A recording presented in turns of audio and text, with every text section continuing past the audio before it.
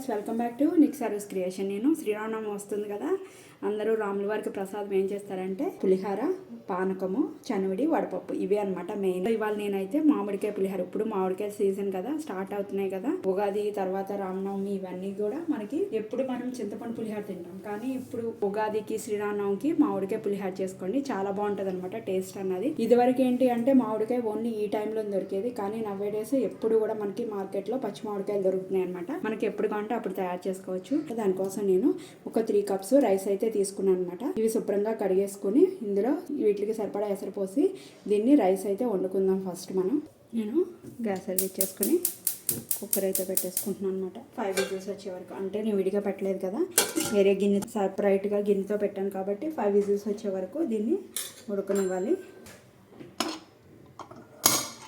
నేను ఈలోపు నేను తీసుకున్న దానికి ఒకటి పెద్ద సైజు మామిడికాయ అయితే తీసుకున్నాను అనమాట. నీట్గా దాన్ని పీల్ చేసేసుకుని ఈ విధంగా కోరి పెట్టుకున్నాను అనమాట. ఇలా కోరుకుంటే చాలా బాగుంటుంది. లేదు అంటే కనుక చిన్న చిన్న ముక్కలుగా కట్ చేసి మనం మిక్సీ కూడా చేసుకోవచ్చు, కానీ పేస్ట్ అయిపోతుంది. ఇలా కనుక మనం గ్రేట్ చేసినట్టయితే చాలా బాగుంటుంది అనమాట. దీన్ని పక్కన పెట్టేసుకుందాం. రైస్ అయ్యే లోపల మనం పోపు కూడా ఏం చేసుకున్నాము. దానికోసం గ్యాస్ వెలిగించుకొని మూకిట్లో ఒక 6 to 7 స్పూన్స్ ఆయిల్ అయితే పెట్టుకున్నాను. ఆయిల్ హీట్ ఎక్కిపోయిందన్నమాట. ఇప్పుడు లో ఫ్లేమ్లో పెట్టేసుకొని పల్లీలు ఒక 3 స్పూన్స్, పచ్చిశనగపప్పు లో ఫ్లేమ్లో పెట్టుకొని ఫ్రై చేసుకోవాలి వీటిని. ఇందులో ఒక 2 స్పూన్స్ మినపప్పు, నా దగ్గర పప్పు అయిపోయింది సో నేను గుళ్ళ యాడ్ చేస్తున్నాను. ఇందులోకి ఆప్షనల్, గుండె వేసుకోవచ్చు, పప్పు అయినా వేసుకోవచ్చు, తొక్క మినపప్పు కూడా వేసుకోవచ్చు.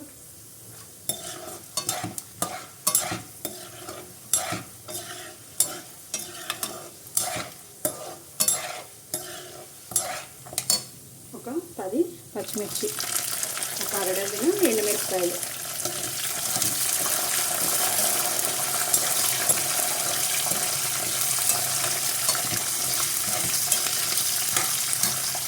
ఒక 4 గ్రాములు కరివేపాకు,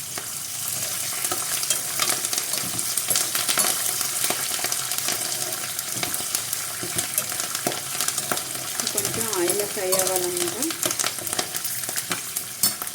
ఇలాగ మనం కోరి పెట్టుకున్న మామిడి తురుము ఉంది కదా, అది కూడా ఇందులో యాడ్ చేసేసుకోవాలి. ఇలా కొంచెం ఫ్రై చేసుకుంటే ఏంటంటే పచ్చివాసన రాకుండా ఉంటుంది మామిడికాయ. ఒక 2 స్పూన్స్ ఇలా పచ్చి మామిడికాయ తురుము పక్కన వేసుకోవాలి ఫ్రైనింగ్ చేసుకోవడం కోసం.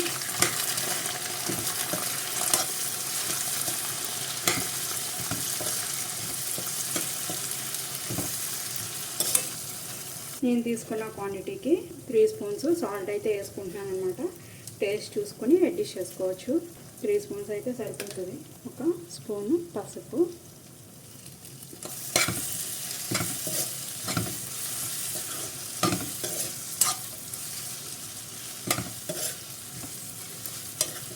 ఒక 5 నిమిషాలు ఫ్రై అయితే సరిపోతుంది ఇది.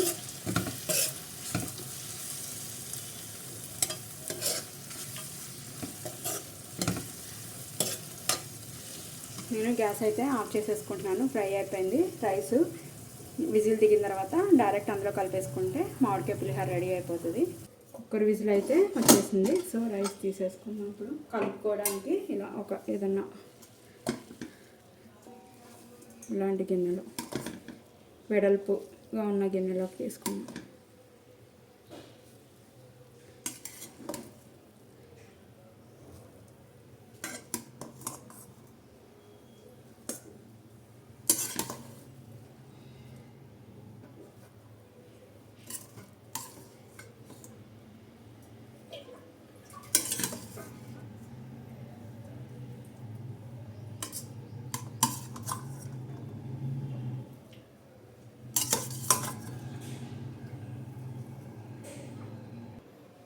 అన్నం కూడా చల్లారిపోయిందనమాట. మనం ముందుగా ఫ్రై చేసుకున్న ఉంచాం కదా మామిడి తురుము అంతా కలిపి అదంతా కూడా ఇందులో వేసేసుకుందాం. ఇంకా రైస్లో ఏం యాడ్ చేసుకోక్కర్లేదు. ఉప్పు అన్నీ కూడా ఇందులోనే వేసేసుకున్నాము. పసుపు అవి టేస్ట్ చూసుకొని ఒకవేళ కనుక ఉప్పు సరిపోతే అడ్జస్ట్ చేసుకుంటే సరిపోతుంది.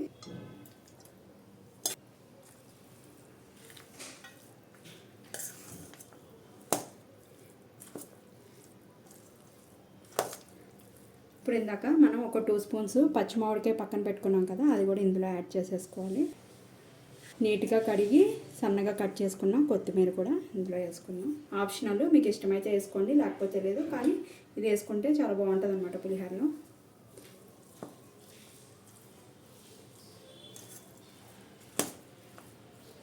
అన్నము ఎప్పుడు కూడా పులిహోరకి వడిగా ఉండాలి, మెత్తగా అయితే కనుక బాగోదు. ఏ పులిహోర అయినా, ఇదే కాదు, చింతపండు అయినా, నిమ్మకాయ అయినా, దప్పకాయ పులిహోర అయినా, ఏ పులిహోరకైనా కూడా రైస్ అన్నది ఎప్పుడు కూడా వడిగానే ఉండాలి. మెతుకు అతుక్కోకుండా ఉండాలన్నమాట. అప్పుడే పులిహోర అన్నది బాగుంటుంది. మామిడికాయ పులిహోర అయితే రెడీ అయిపోయింది. నేను దీన్ని సర్వింగ్ బౌల్లోకి అయితే తీసి చూపిస్తాను మీకు. కావాలంటే పైనుంచి కొంచెం క్యారెట్ కూడా తురుముకుని వేసుకోవచ్చు.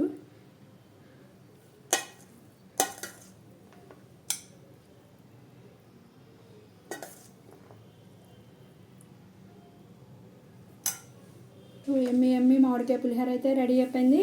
మీరు కూడా శ్రీరామనవమికి కానీ ఉగాదికి కానీ చేసుకొని టేస్ట్ ఎలా ఉందో నాకు కామెంట్ చేయడం అయితే మర్చిపోకండి. ఇది మార్నింగ్ బ్రేక్ఫాస్ట్ లాగా అయినా కూడా చేసుకోవచ్చు అనమాట. ఎక్కడైనా పిక్నిక్కి వెళ్ళినా కూడా మనం చేసుకోవచ్చు అనమాట.